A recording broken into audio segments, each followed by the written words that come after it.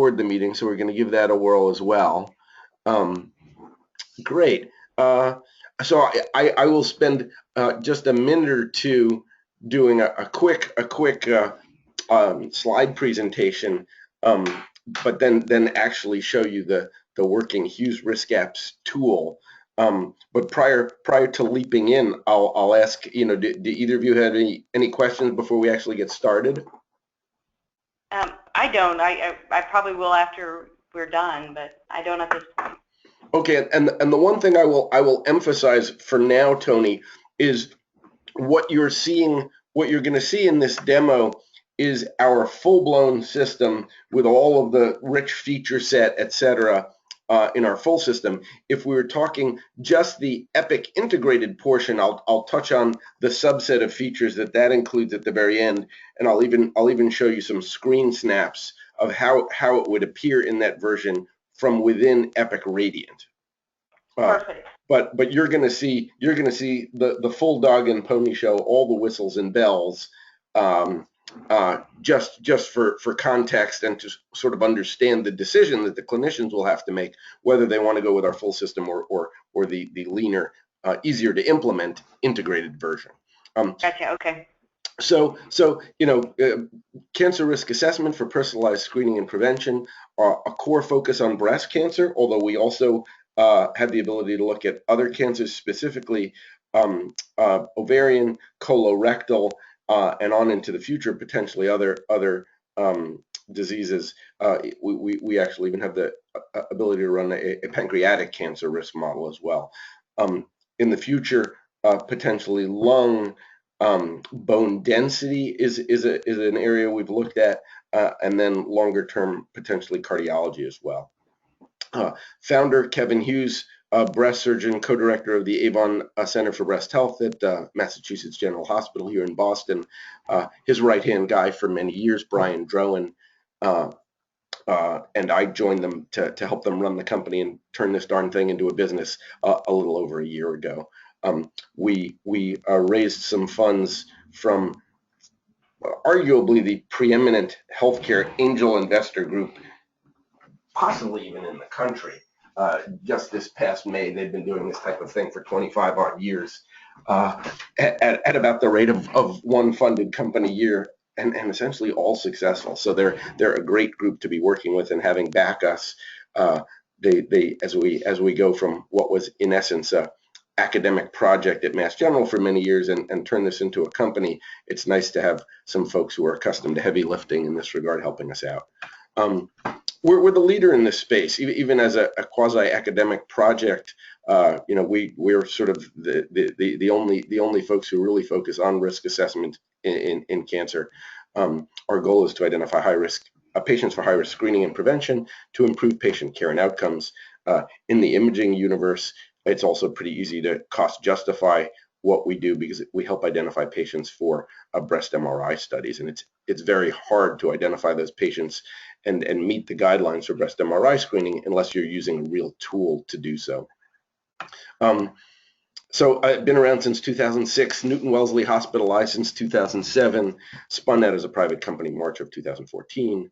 In the MRI universe, there are very clear guidelines for who should get a breast MRI, but it's very hard to identify the patients who meet those guidelines. 99% of women who meet the American Cancer Society guidelines for getting breast MRIs aren't getting them today. And interestingly, of the MRIs that are actually ordered, 75% of them don't meet guidelines. So we're not identifying the correct patients, and the MRIs that were done are not guideline compliant. So, have fun getting reimbursed for some of those studies. Anyhow, so I'll skip ahead. Our advisory board are some real luminaries in the field. Dr. Hughes on the risk front. Dan Copan's one of the breast imaging gurus of the world, also at Harvard. Mark Lippman, formerly head of the medical breast cancer section at NIH, and Giovanni Parmigiani, who is one of the developers of the BRCA Pro risk models and one of the leading experts on cancer risk modeling. The Affordable Care Act says we should look meaningful use phase 2 and phase 3. Oh, and I see Nancy Forsyth just joined us as well, or is in the process of joining us. Hi, Nancy. Yeah, waiting for. But yeah, you can go ahead, I guess. I'm just going to flash this screen up for a second. If she's having trouble with audio as well, I hope I'll hear a little bleep in a second and she's on.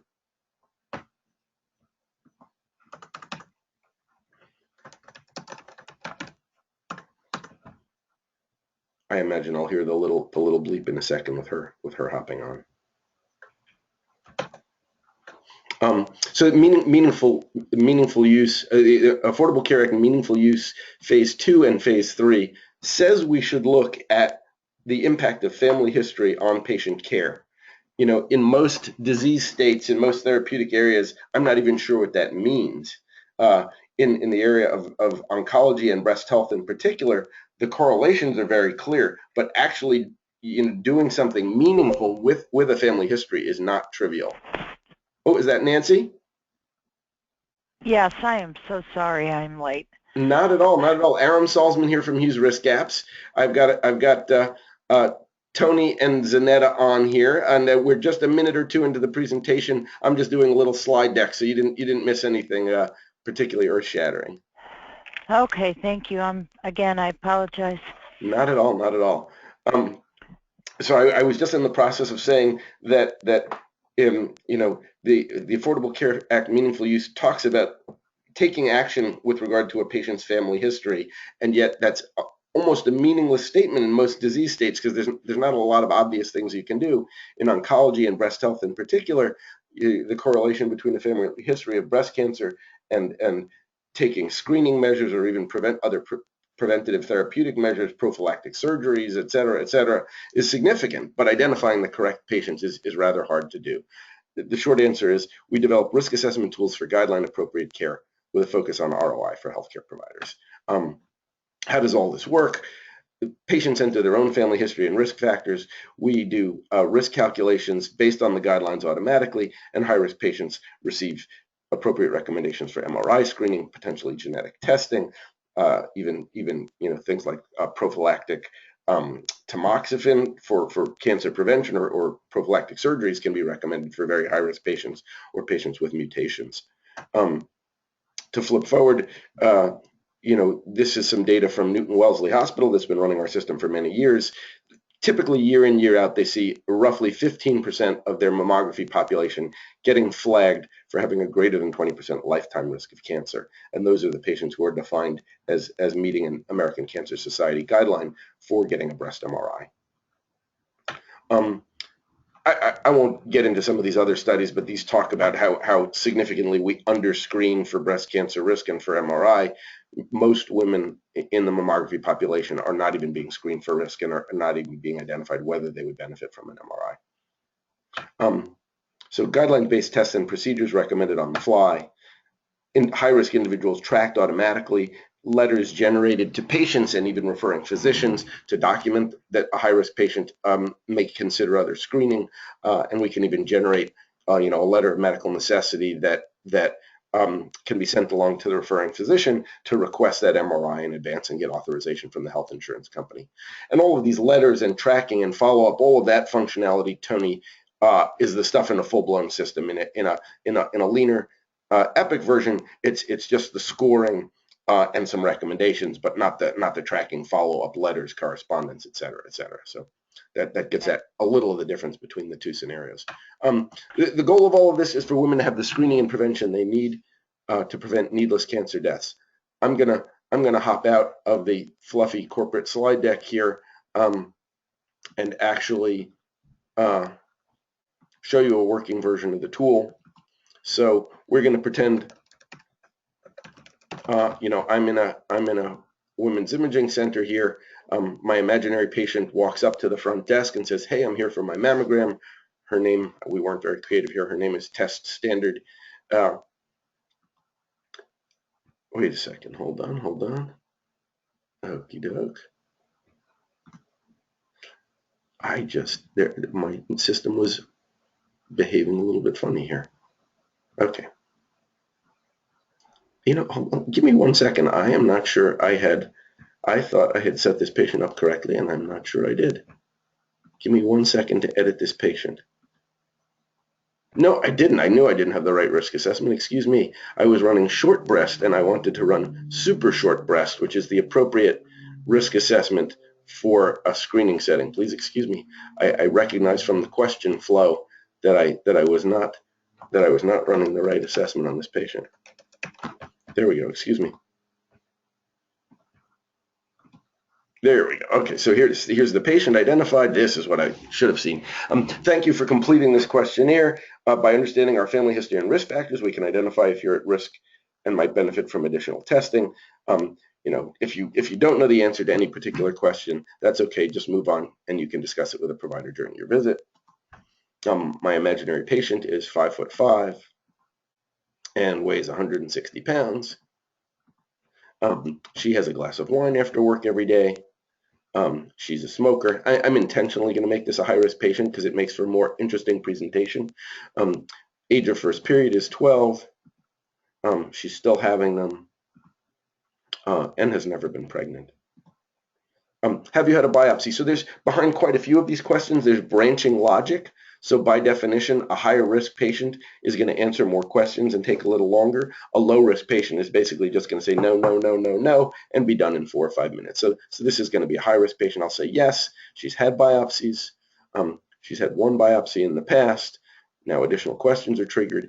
In that biopsy, was there a diagnosis of atypical hyperplasia? Actually, I'll say no.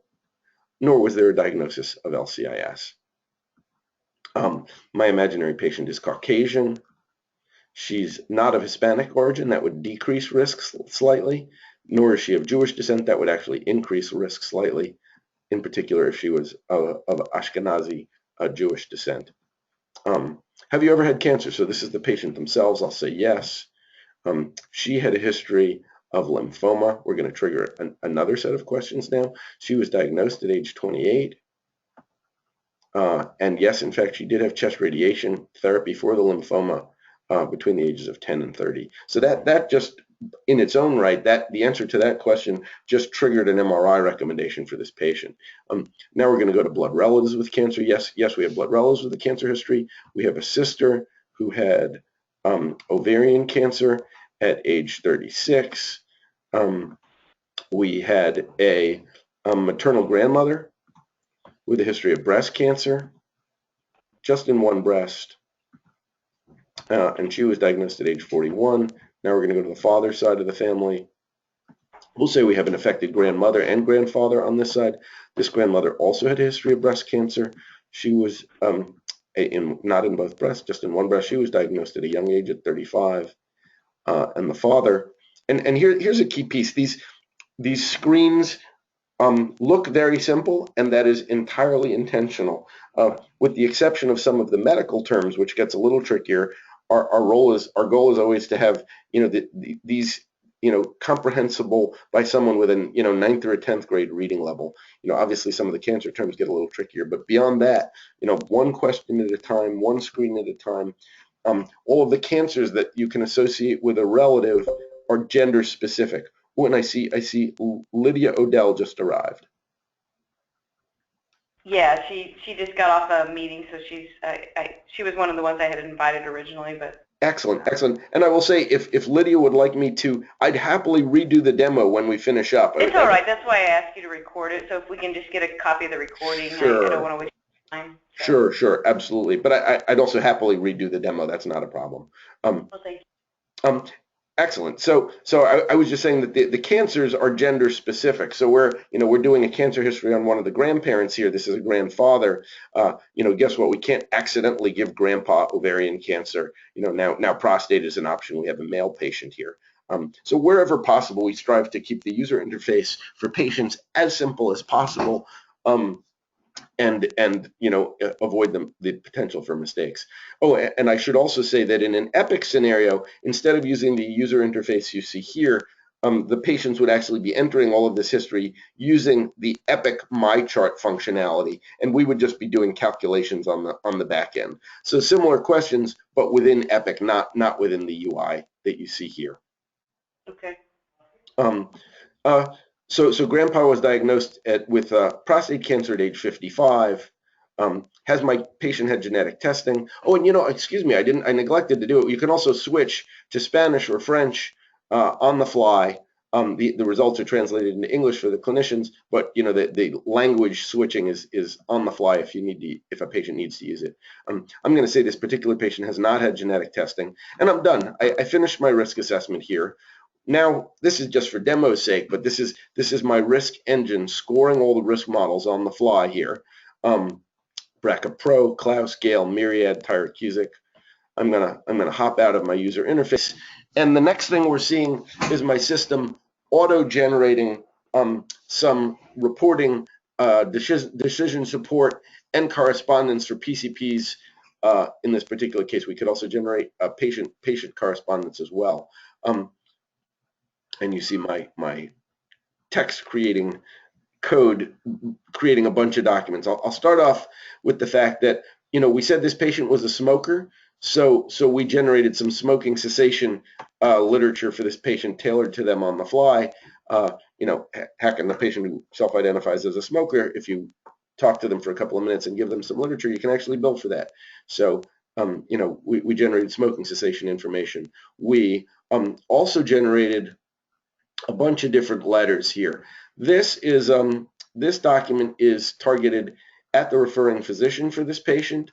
Dear Dr. Goodson, your patient completed a cancer risk assessment while visiting us.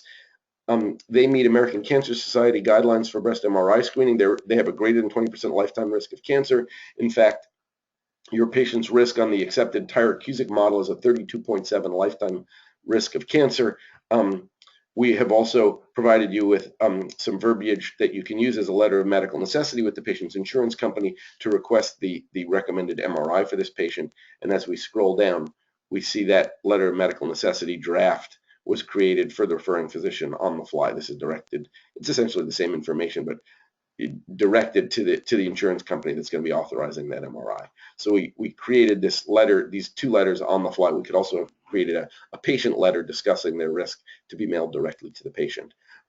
Alternatively, if we're not generating our own letters, we will often piggyback on existing mammo reporting. So in an Epic scenario, we would just be sending what we call a risk note back to Epic, and Epic would be injecting that into the mammo report, and the risk results would be reported out with the mammography report generated by Epic Radiant. And really, either scenario is a perfectly viable workflow. It really depends on your clinician's preferences. The last piece that we generate is our full-blown report, our cancer risk assessment survey. So this is for starters, the decision support recommendations that we make for that patient. And this is the type of thing that would be sent back to Epic in a risk note.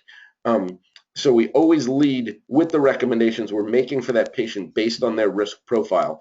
This patient, in my imaginary hospital, our internal guidelines is that patients who have a greater than 10% risk of mutation should consider genetic testing. So we're making a genetic testing recommendation for this patient. We're following the American Cancer Society guidelines on MRI screening. This patient meets those guidelines and should be considered for breast MRI, and then has that secondary recommendation for breast MRI based on the history of chest wall radiation therapy under the age of 30. So this patient has a dual MRI recommendation and a genetic testing recommendation just based on her risk profile. As we scroll down a little bit, we see all of the demographic information that the patient has entered, and the cancer history for herself and the parents, and the scores on all the risk models.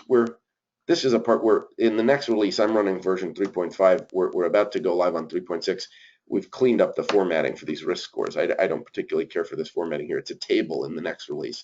But we see risk of mutation, 5-year cancer risk, and lifetime risk for all of the breast models, BRCA Pro, Tyrer-Cuzick, Gale, Klaus, and Myriad. We also did ovarian cancer risk on the BRCA Pro model, risk of HNPCC mutation relevant to colorectal risk on MMR Pro and the PREM models. And as we scroll down a little bit, we also ran the CCRAT model, but it didn't score on this particular patient. That's for a pancreatic cancer risk model as well. On the fly, we generated a full-blown pedigree, a family tree for this patient.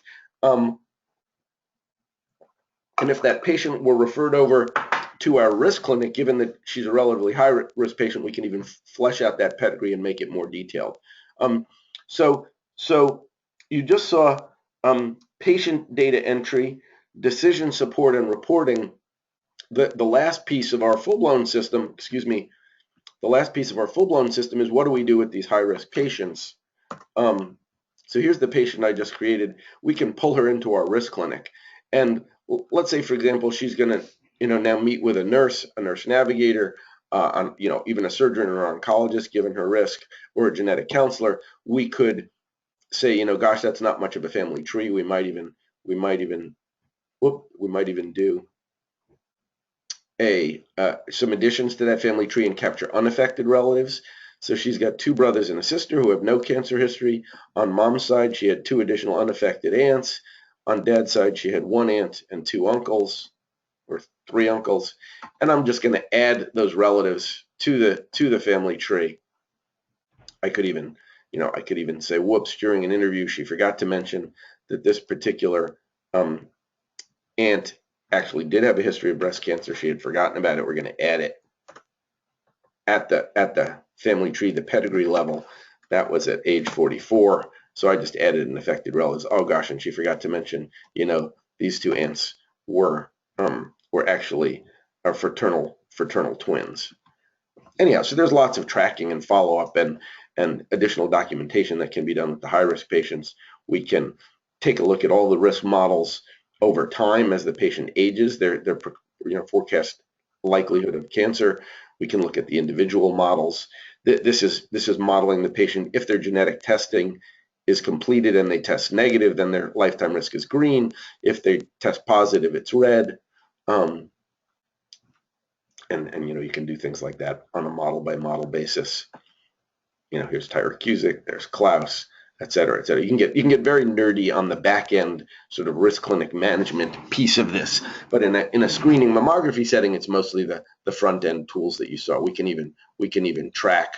Whoops, excuse me, didn't mean to do that. We can even track the ordering of genetic tests and follow up. We can see which patients have been flagged for MRI but never actually got the study done. So maybe we can remind those referring physicians that we have a potentially high risk patient here, and they might want to get that genetic testing done. So that's a pretty good run through from the front end to sort of tracking, follow up, risk management. I'll even hop out to my clinician interface. Here we see I'm tracking individual patients that are high risk of mutation, individual patients that have a elevated lifetime risk of breast cancer and are essentially in the MRI queue, and patients at elevated risk of colorectal cancer. We can even track entire BRCA positive families as additional family members might be referred in, and this is a nice outreach tool for the community outreach folks who are saying, hey, this is a leading edge breast center. A sister might tell another sister, hey, I got a risk assessment done, and our family is a little questionable. We're right on the line. You might want to get yours done as well, just to see if you have anything to worry about. Test negative, great. If you're high risk, there are some other steps you can take, to get a better handle on what's going on. So that's a pretty good run through. Let me talk for a second about the EPIC approach to the universe. So in an EPIC scenario, the patients would be entering their information in the MyChart EPIC patient portal and essentially integrated into EPIC Radiant. I'll zoom this a little bigger.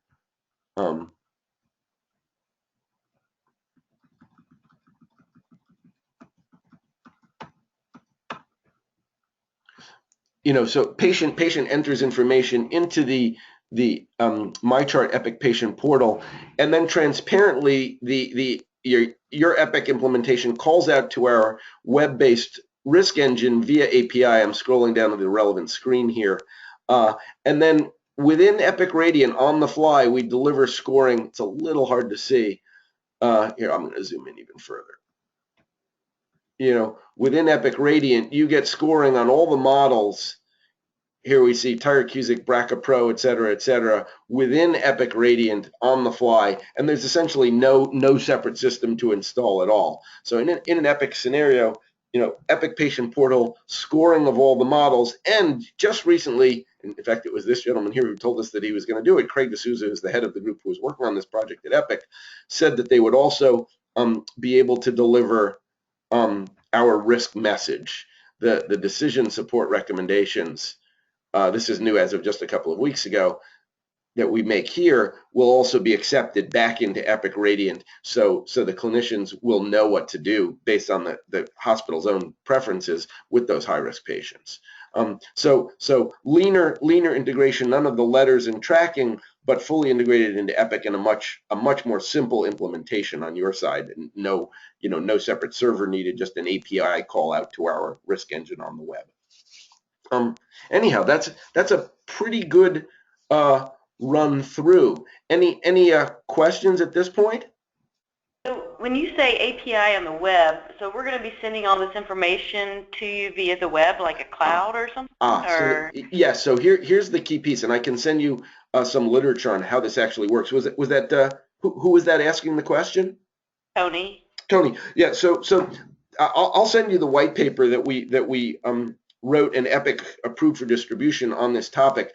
But basically, the way the Epic integration works is, so your Epic Radiant system, if there's a patient that needs to be scored, your Epic Radiant system would open a secure link to our Microsoft Azure cloud hosted risk engine. So with that encrypted connection open, your Epic Radiant system would send de-identified family history information and risk factors to our cloud server while the session is open. Our engine runs all the risk calculations, makes the decision support recommendations, and returns them to Epic Radiant. We've never received any patient identifiers at all. All we've gotten is the history and risk factors. We return it via the encrypted link to your Epic Radiant system. The link closes down. You now have risk scores and recommendations on the fly, and we never even knew who the patient was. So we had reached out to Epic and asked them for any additional costs that would be associated with this, and they indicated that we would have to purchase an HL7 to you guys for outgoing family medical history, which I'm sure that's what you were just saying, but it is an HL7 feed to you, correct? I didn't know that they were actually charging additional for that. That's the first I've heard of that, but that makes sense. I'll send you the spec for the full API, but it's essentially HL7 version 3. But I will send you the full specs of our Risk Engine API. And since 3 different instances of Epic, that means we need to multiply that by 3, and would you guys be able to parse which instance of Epic that comes from? Absolutely. Okay, so if we send it from 3 different HL7 feeds, and then we may be able to do it ourselves depending upon what's in that HL7 message. Each of our each client that has access to our risk engine has its own unique identifier associated with it. So you can't actually access the risk engine unless we've given you a license code that's relevant to your instance. Okay, because the only thing that seems like Epic will be billing us for is the outgoing, not anything about anything coming back into the system. That wouldn't surprise me. Okay. And then if there is a model, I mean, if we choose not to do, so there's no hardware then associated with any of this, so we wouldn't need to implement a server, anything to that nature, really just an HL7 interface. If you're doing the fully integrated version, if you're okay, integrated version, no servers, nothing. Correct. If you're doing the full-blown version with all of the correspondence, etc., then it gets a little more complex. I'm sending you not only those API specs, but the white paper that Epic approved for distribution on how all of this works as well. right now, Tony. So those two documents are going out to you. The HL7 specs for calling the risk engine and the overall discussion document of how this works in an Epic universe. Okay, so if they choose to not do this full-blown integration, choose to use your application, the full-blown version of your application, Mm-hmm. then there will be some additional. I guess that's what they've asked me to also try to find out any additional costs. So since we don't know which way they're going to be going, if they're doing the full-blown system, then you're talking about a full-blown client server implementation with a and I'll get you those documents as well. I'm going to send you a second email with our full deployment guidelines. So is it VM? Is it virtual machines that we would implement, or is this would Oh, it be yeah, we can. physical? No, we if you're yes, a virtual server is fine. Okay. So, and the second email is going to say for full-blown Hughes RiskApps system. And in this scenario, we can certainly interface to Epic, but then we're running our own server, fat clients on the desktop, et cetera, and using our patient user interface with a secondary web server also on a virtual machine, et cetera, et cetera. Okay. So it would just pretty much stand alone, so there would be correct. No integration. Well, we would probably be pulling a list of appointments in the standalone system. We'd probably be pulling in a list of appointments from your Epic system and sending a result message back. But all the tracking, follow-up letters, et cetera, patient user interface would be on our end. Gotcha.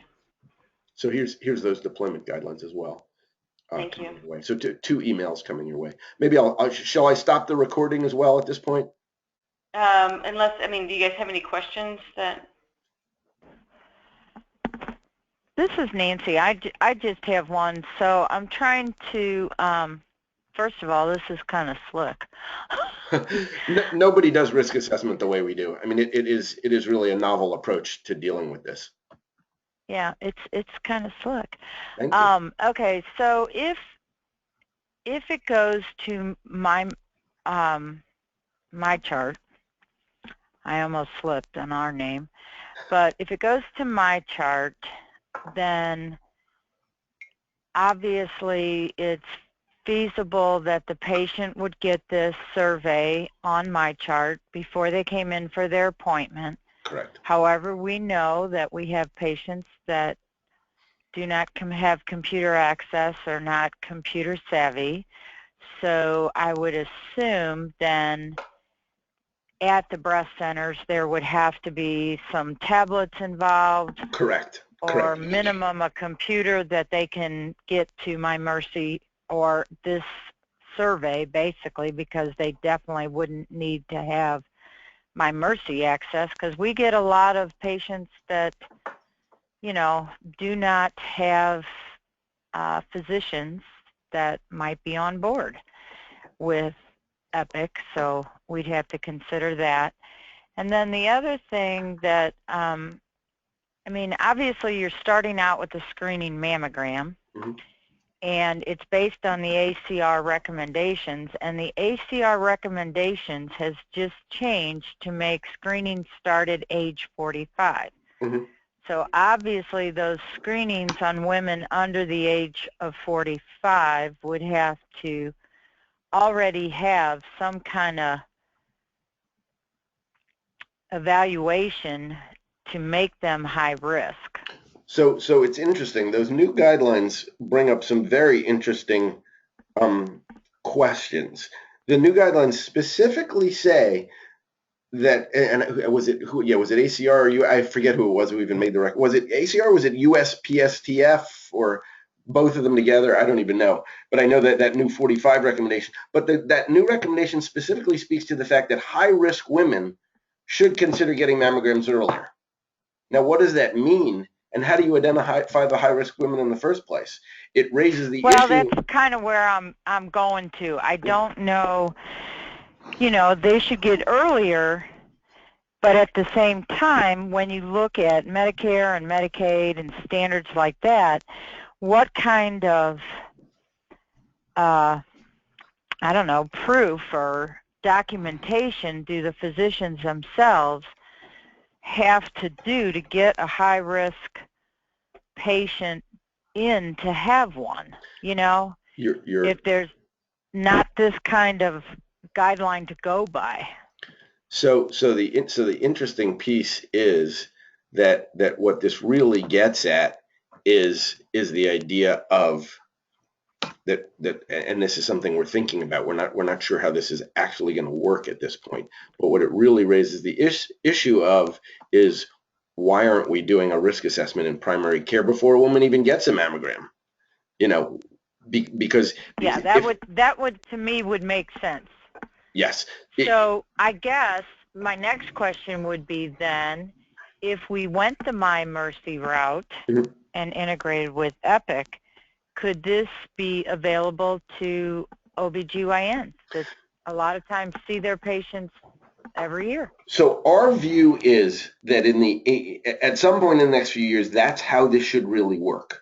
The fine points of actually doing that within an Epic architecture for patients who may or may not be getting a mammogram, given that the integration with Epic is in Epic Radiant, I defer to you folks who are more expert in the Epic universe.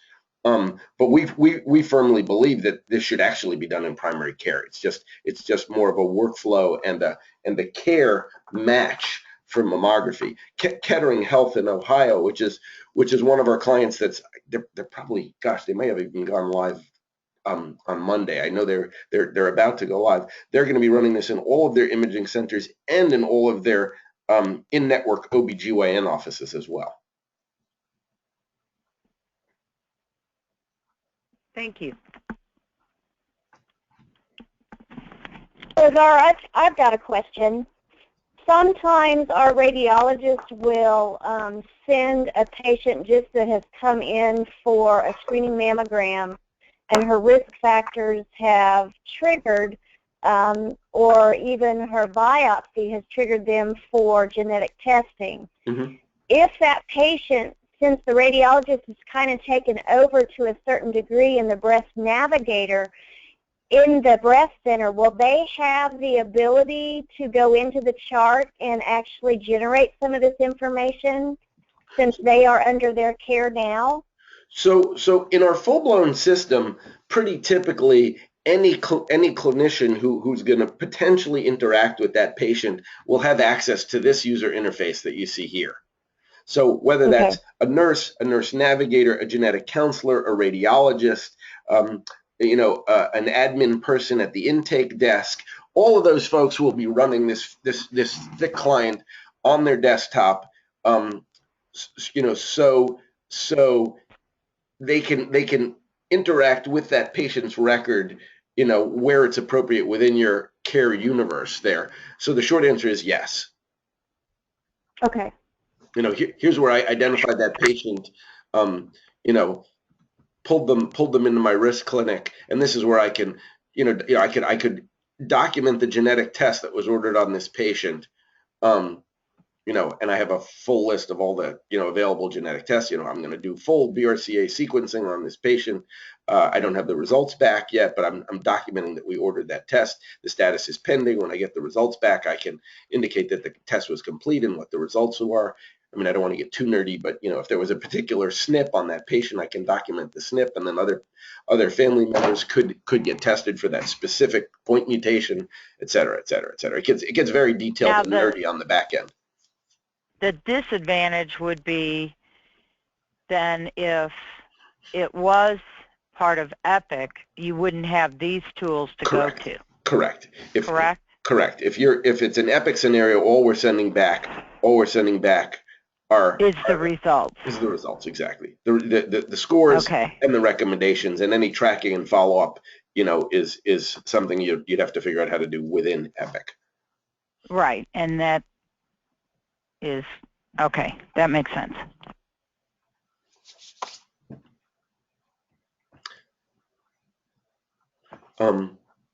Additional questions?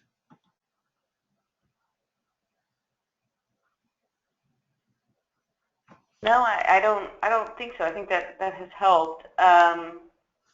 You know, I might go ahead and send you a security review form. This is something that we would have to go through anyway. Absolutely. Oh, we complete those things routinely. Okay, and do you guys already have a BAA with Mercy? I might go ahead and... No, we have not gotten to sort of the BAA contractual stage yet. I know we're getting close. Andy has been working on a justification, et cetera, but we haven't started, you know, looking at documents. I'd happily review your security I document. might go ahead and might send you just the security since Andy's taking care of that. I don't want to get on step over on his toes.